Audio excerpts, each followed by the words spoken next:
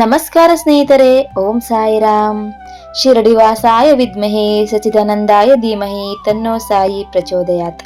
ಸ್ನೇಹಿತರೆ, ಇವತ್ತಿನ ವಿಡಿಯೋ ತುಂಬಾನೇ ವಿಶೇಷತೆಯಾಗಿದೆ.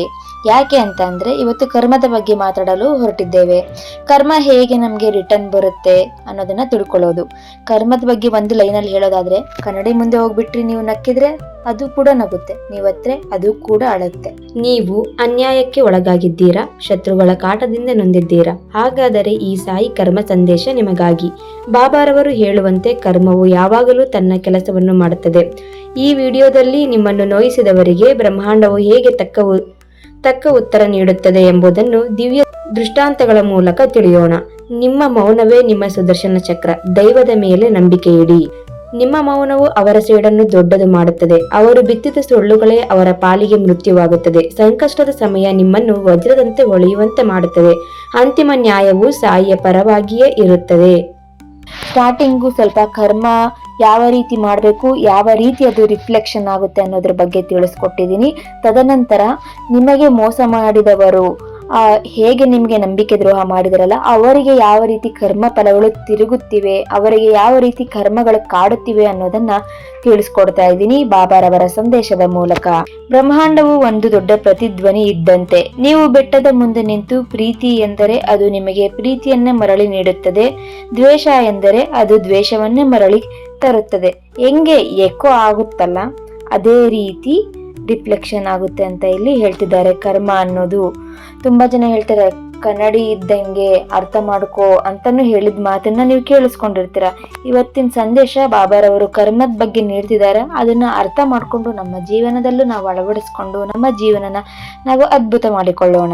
ನನ್ನ ಮಗುವೆ, ಬ್ರಹ್ಮಾಂಡದ ನ್ಯಾಯವು ಹೇಗೆ ಕೆಲಸ ಮಾಡುತ್ತದೆ ಎಂಬುದನ್ನು ಈ ದೃಷ್ಟಾಂತಗಳ ಮೂಲಕ ಅರ್ಥ ಮಾಡಿಕೋ. ಬಿತ್ತಿದಂತೆ ಬೆಳೆ. ನೀನು ಯಾವ ಬೀಜವನ್ನು ಬಿತ್ತುತ್ತೀಯೋ ಅದೇ ಮರವಾಗಿ ಬೆಳೆಯುತ್ತದೆ. ಬೇರೆಯವರಿಗೆ ಮುಳ್ಳು ಬಿತ್ತಿದವನು ಹೂವನ್ನು ನಿರೀಕ್ಷಿಸಲು ಸಾಧ್ಯವಿಲ್ಲ. ಒಬ್ಬ ವ್ಯಕ್ತಿಯು ತನ್ನ ಸಹೋದ್ಯೋಗಿಯ ಬಗ್ಗೆ ಕಚೇರಿಯಲ್ಲಿ ಸುಳ್ಳು ದೂರು ನೀಡುತ್ತಾನೆ ಎಂದು ತಿಳಿಯೋಣ. ಆ ಸಮಯದಲ್ಲಿ ಆ ಸಹೋದ್ಯೋಗಿಗೆ ತೊಂದರೆ ಆಗಬಹುದು. ಆದರೆ ಕೆಲವು ಕಾಲದ ನಂತರ ಅದೇ ಸುಳ್ಳು ಹೇಳುವ ವ್ಯಕ್ತಿಯ ಮೇಲೆ ಬೇರೊಬ್ಬರು ನಂಬಿಕೆ ಕಳೆದುಕೊಳ್ಳುತ್ತಾರೆ. ಅವನು ಎಸೆದ ಮುಳ್ಳಿನ ಬಲೆಗೆ ಅವನು ಸಿಲುಕಿ ತನ್ನ ಕೆಲಸವನ್ನೇ ಕಳೆದುಕೊಳ್ಳುತ್ತಾನೆ. ಇದನ್ನೇ ಬಿತ್ತಿದಂತೆ ಬೆಳೆ ಎನ್ನುವುದು. ಬೂಮರಾಂಗ್ ಕರ್ಮ. ನೀನು ಎಸೆದ ಶಕ್ತಿ ನಿನ್ನ ಕಡೆಗೆ ಮರಳಿ ಬರುತ್ತದೆ. ನೀನು ಕತ್ತಲೆಯಲ್ಲಿ ಒಂದು ಗೋಡೆಗೆ ಚೆಂಡನ್ನು ಎಸೆದರೆ ಅದು ಹೇಗೆ ನಿನ್ನ ಮುಖದ ಕಡೆಗೆ ಮರಳಿ ಬರುತ್ತದೆಯೋ, ದ್ವೇಷವು ಹಾಗೆಯೇ. ಯಾರೋ ಒಬ್ಬರು ನಿನ್ನನ್ನು ಸಮಾಜದಲ್ಲಿ ಅವಮಾನಿಸಲು ಪ್ರಯತ್ನಿಸಿದರು ಎಂದಿಟ್ಟುಕೊಳ್ಳಿ. ನೀನು ಶಾಂತವಾಗಿದ್ದರೆ ಆ ಅವಮಾನದ ಶಕ್ತಿಯು ನಿನ್ನನ್ನು ಮುಟ್ಟದೆ ಎಸೆದವರ ಕಡೆಗೆ ಮರಳಿ ಹೋಗುತ್ತದೆ.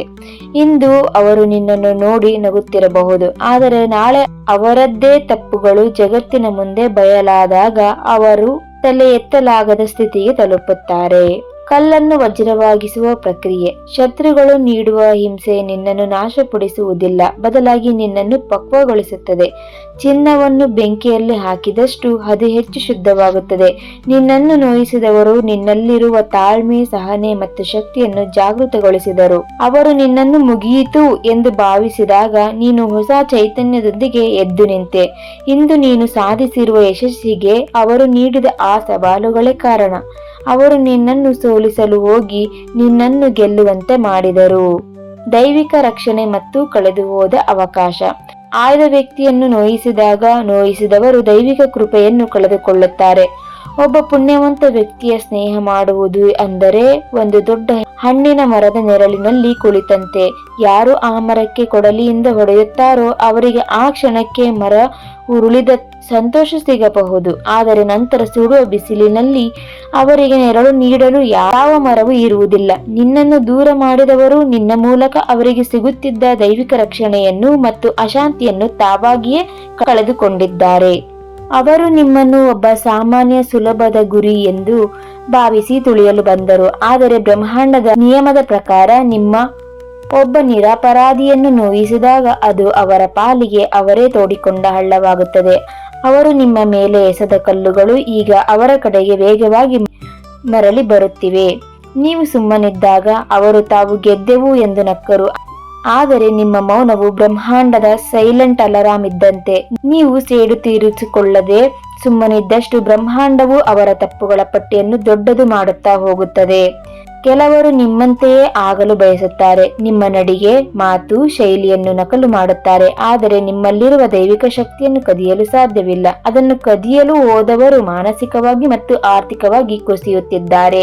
ನಿಮ್ಮ ಬಗ್ಗೆ ಸುಳ್ಳು ಹರಡಿ ನಿಮ್ಮ ಗೌರವಕ್ಕೆ ಧಕ್ಕೆ ತರಲು ಅವರು ಪ್ರಯತ್ನಿಸಿದರು. ಆದರೆ ಸತ್ಯವು ಹೊರಬಂದಾಗ ಅವರು ಹರಡಿದ ಸುಳ್ಳುಗಳೇ ಅವರ ನಿಜವಾದ ಮುಖವನ್ನು ಜಗತ್ತಿಗೆ ತೋರಿಸಿವೆ. ಈಗ ಜಗತ್ತು ನಿಮ್ಮನ್ನು ಗೌರವದಿಂದ ನೋಡುತ್ತಿದೆ, ಅವರನ್ನು ಸಂಶಯದಿಂದ ನೋಡುತ್ತಿದೆ.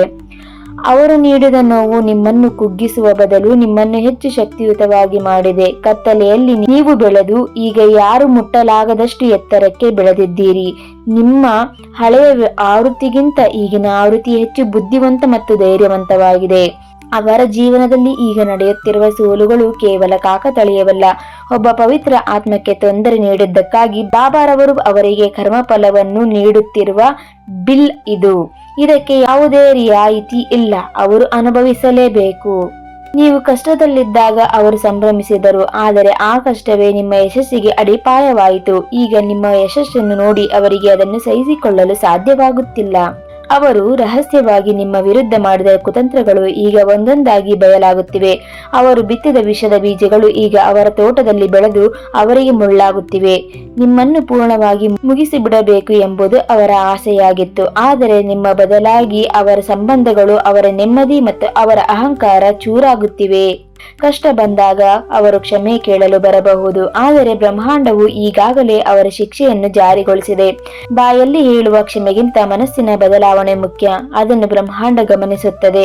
ಬೇರೆಯವರ ಮೇಲೆ ಹಗೆತನದ ಶಕ್ತಿಯನ್ನು ಪ್ರಯೋಗಿಸಿದಾಗ ಅದು ಬೂಮರಾಂಗ್ನಂತೆ ಮರಳಿ ಬರುತ್ತದೆ. ಅಂದರೆ ರಿಫ್ಲೆಕ್ಷನ್ ತರ.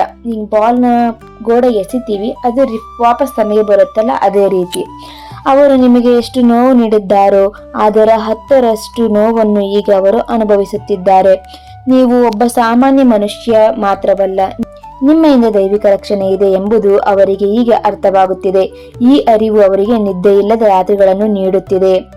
ಒಮ್ಮೆ ಬ್ರಹ್ಮಾಂಡವು ನಿಮ್ಮನ್ನು ಅವರ ಜೀವನದಿಂದ ದೂರ ಮಾಡಿದ ಮೇಲೆ ಆ ಬಾಗಿಲು ಶಾಶ್ವತವಾಗಿ ಮುಚ್ಚಲ್ಪಡುತ್ತದೆ. ನಿಮ್ಮ ನೆಮ್ಮದಿ, ನಿಮ್ಮ ಪ್ರೀತಿ ಮತ್ತು ನಿಮ್ಮ ಸಾಮೀಪ್ಯ ಅವರಿಗೆ ಇನ್ನು ಮುಂದೆ ಎಂದಿಗೂ ಸಿಗುವುದಿಲ್ಲ. ಇದೇ ಅವರಿಗೆ ಅತಿ ದೊಡ್ಡ ನಷ್ಟ. ನೀವು ಯಾವುದಕ್ಕೂ ತಲೆ ಕೆಡಿಸಿಕೊಳ್ಳಬೇಡಿ. ನಿಮ್ಮ ದಾರಿಯಲ್ಲಿ ನೀವು ಸಾಗಿ. ನಿಮ್ಮನ್ನು ಕೆಣಕಿದವರಿಗೆ ಶಿಕ್ಷೆ ನೀಡುವ ಜವಾಬ್ದಾರಿಯನ್ನು ಪ್ರಕೃತಿ ಮತ್ತು ಕರ್ಮ ಈಗಾಗಲೇ ವಹಿಸಿಕೊಂಡಿದೆ. ಆ ಸಮಯಕ್ಕೆ ಸರಿಯಾಗಿ ಬಾಬಾರವರು ಅವರವರ ಕರ್ಮಗಳಿಗೆ ತಕ್ಕನಾದ ಫಲಗಳನ್ನು ನೀಡುತ್ತಾರೆ. ನಿಮ್ಮ ಸತ್ಕರ್ಮಗಳಿಗೆ, ತಾಳ್ಮೆ, ನಂಬಿಕೆಗೆ ನಿಮಗೆ ಅದ್ಭುತವಾದ ಫಲಗಳು ದೊರೆಯುತ್ತದೆ. ಕೆಟ್ಟದ್ದನ್ನು ಮಾಡಿದರೆ ಕೆಟ್ಟದ್ದೇ ಆಗುತ್ತದೆ, ಒಳ್ಳೆಯದನ್ನು ಮಾಡಿದರೆ ಒಳ್ಳೆಯದೇ ಆಗುತ್ತದೆ. ನಿಮಗಾಗಿ ಸಾಯಿಯ ದಿವ್ಯ ಸಂದೇಶ. ಮಗುವೆ, ಯಾರು ನಿನ್ನನ್ನು ನಿಂದಿಸುತ್ತಾರೋ ಅವರಿಗೆ ನೀನು ಮರಳಿ ನಿಂದಿಸಬೇಡ. ಅವರು ಮಾಡುತ್ತಿರುವುದು ಅವರ ಕರ್ಮ. ನೀನು ತಾಳ್ಮೆಯಿಂದ ಇರುವುದು ನಿನ್ನ ಧರ್ಮ. ನದಿ ಹೇಗೆ ಕಲ್ಲು ಬಂಡೆಗಳನ್ನು ಸೀಳಿಕೊಂಡು ತನ್ನ ದಾರಿಯನ್ನು ಕಂಡುಕೊಳ್ಳುತ್ತದೆಯೋ, ನೀನು ಕೂಡ ಈ ಎಲ್ಲ ವಿಘ್ನಗಳನ್ನು ದಾಟಿ ನಿನ್ನ ಗುರಿಯನ್ನು ತಲುಪುತ್ತೀಯ. ನಿನ್ನ ಕಣ್ಣೀರಿನ ಪ್ರತಿ ಹನಿಗೂ ಲೆಕ್ಕವಿದೆ. ನ್ಯಾಯವು ನಿನ್ನ ಪರವಾಗಿಯೇ ಇರುತ್ತದೆ. ನಿಮ್ಮ ಮನಸ್ಸಿನಲ್ಲಿ ದ್ವೇಷವನ್ನು ಇಟ್ಟುಕೊಳ್ಳಬೇಡಿ, ಅದು ನಿಮ್ಮನ್ನು ಸುಡುತ್ತದೆ. ಎಲ್ಲವನ್ನೂ ಸಾಯಿ ಪಾದಕ್ಕೆ ಅರ್ಪಿಸಿ ನಿಶ್ಚಿಂತೆಯಿಂದ ಇರಿ. ಅವರು ನಿನ್ನನ್ನು ಅಸಹಾಯಕ ಎಂದು ಭಾವಿಸಿದರು, ಆದರೆ ನಿನ್ನ ಮೇಲಿರುವ ಪ್ರತಿಯೊಂದು ಆಕ್ರಮಣವು ಅವರಿಗೆ ಅವರೇ ತೋಡಿಕೊಂಡ ಹಳ್ಳವಾಯಿತು. ನಿನ್ನನ್ನು ನೋಯಿಸುವ ಪ್ರಯತ್ನದಲ್ಲಿ ಅವರು ತಮ್ಮದೇ ವಿನಾಶಕ್ಕೆ ಅಡಿಪಾಯ ಹಾಕಿಕೊಂಡಿದ್ದಾರೆ. ನಿನ್ನ ಮೌನವು ಅವರ ಗೆಲುವಲ್ಲ. ನೀನು ಶಾಂತವಾಗಿರುವಾಗ ನಿನ್ನ ಕರ್ಮದ ಹೊಣೆಯನ್ನು ನಾನು ಹೊರುತ್ತೇನೆ. ನೀನು ಸುಮ್ಮನಿದ್ದಷ್ಟು ಅವರ ತಪ್ಪುಗಳ ಕೊಡ ತುಂಬುತ್ತಿದೆ. ನಿನ್ನ ಗುಣಗಳನ್ನು, ನಿನ್ನ ಯಶಸ್ಸನ್ನು ಕದಿಯಲು ಅವರು ಪ್ರಯತ್ನಿಸಬಹುದು, ಆದರೆ ನಿನ್ನ ಆತ್ಮದ ತೇಜಸ್ಸು ನನ್ನಿಂದ ಬಂದಿದ್ದು. ಅದನ್ನು ಯಾರು ಕದಿಯಲು ಸಾಧ್ಯವಿಲ್ಲ. ನಿನ್ನ ಮೇಲೆ ಕಳಂಕ ಹಚ್ಚಲು ಹೋದವರು ತಮ್ಮ ಮುಖಕ್ಕೆ ತಾವೇ ಮಸಿ ಬೆಳೆದುಕೊಂಡಿದ್ದಾರೆ. ಸತ್ಯವು ಸೂರ್ಯನಂತೆ ಹೊರಬಂದಾಗ ಅವರ ಸುಳ್ಳುಗಳೇ ಅವರನ್ನು ಸುಡುತ್ತವೆ. ಅವರು ನಿನ್ನನ್ನು ತುಳಿಯಲು ಪ್ರಯತ್ನಿಸಿದರು, ಆದರೆ ಆ ಒತ್ತಡವೇ ನಿನ್ನನ್ನು ವಜ್ರದಂತೆ ಹೊಳೆಯುವಂತೆ ಮಾಡಿತು. ನಿನ್ನ ಕಷ್ಟಗಳೇ ನಿನ್ನ ಯಶಸ್ಸಿನ ಮೆಟ್ಟಿಲುಗಳಾದವು. ಅವರ ಜೀವನದಲ್ಲಿ ಈಗ ನಡೆಯುತ್ತಿರುವ ಏರುಪೇರುಗಳು ಕೇವಲ ಕಾಕತಾಳೀಯವಲ್ಲ, ಅದು ನನ್ನ ದೈವಿಕ ನ್ಯಾಯಾಲಯದಿಂದ ಬಂದ ಶಿಕ್ಷೆಯಾಗಿದೆ. ನಿನ್ನ ಬೀಳುವಿಕೆಯನ್ನು ನೋಡಿ ಸಂಭ್ರಮಿಸಿದವರು ಇಂದು ನಿನ್ನ ಏಳಿಗೆಯನ್ನು ನೋಡಿ ಅಸೂಯೆಯಿಂದ ನರಳುತ್ತಿದ್ದಾರೆ. ಇದಕ್ಕಿಂತ ದೊಡ್ಡ ಶಿಕ್ಷೆ ಬೇಕಿಲ್ಲ. ವಿಷದ ಬೀಜ ಬಿತ್ತಿದವರು ಹಣ್ಣನ್ನು ನಿರೀಕ್ಷಿಸಲು ಸಾಧ್ಯವಿಲ್ಲ. ಅವರು ಮಾಡಿದ ಕುತಂತ್ರಗಳು ಇಂದು ಅವರ ಮನೆಯ ಬಾಗಿಲನ್ನೇ ತಟ್ಟುತ್ತಿವೆ. ನಿನ್ನನ್ನು ಮುಗಿಸಲು ಹೊರಟವರು ತಮ್ಮ ಅಹಂಕಾರ ಮತ್ತು ಮತ್ಸರದಿಂದ ತಾವೇ ಚುರುಕಾಗುತ್ತಿದ್ದಾರೆ.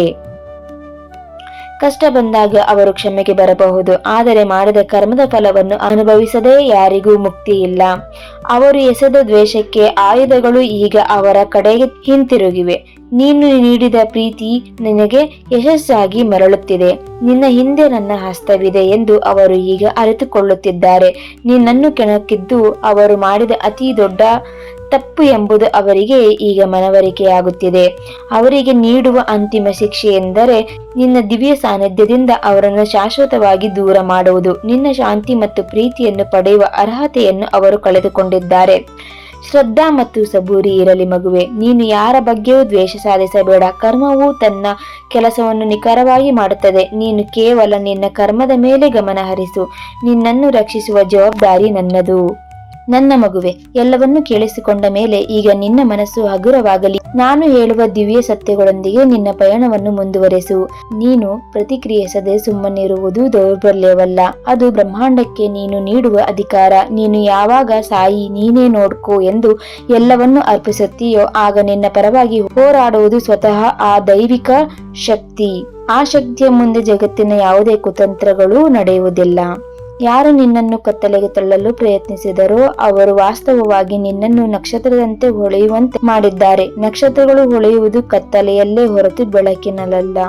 ನಿನ್ನ ಕಷ್ಟದ ದಿನಗಳು ಮುಗಿದಿವೆ. ಈಗ ನಿನ್ನ ಯಶಸ್ಸಿನ ಸೂರ್ಯೋದಯದ ಸಮಯವಾಗಿದೆ.